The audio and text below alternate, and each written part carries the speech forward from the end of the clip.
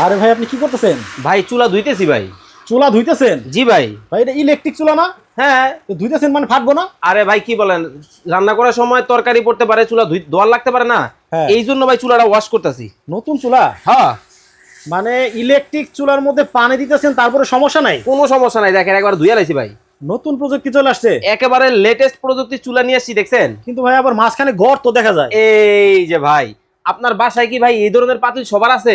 সবার নাই। সবার নাই, কিন্তু আমার কাছে এই যে দেখেন, এই ধরনের পাতিল কিন্তু সবার কাছে আছে। আচ্ছা।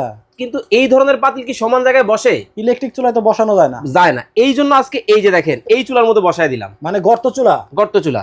এখন বাসা বাড়িতে যে কোনো হাড়ি পাতিল বসানো যাবে? ভাই আমাদের সবার বাসায় কিন্তু এই ধরনের হাঁড়ি পাতিল আছে, ম্যাক্সিমাম বাসায়। ম্যাক্সিমাম বাসায়। সেই জন্য অনেকেই কিন্তু ইলেকট্রিক চুলা রান্না বান্না করতে পারে না এবং লক্কর ঝক্কর হয়। হ্যাঁ। এই জন্য নিয়ে আসলাম একেবারে লেটেস্ট প্রযুক্তির 100% ওয়াটারপ্রুফ চুলা। গর্ত চুলা? একেবারে গর্ত। মানে এই ধরনের হাড়ি পাতিলেও রান্না করতে পারবেন?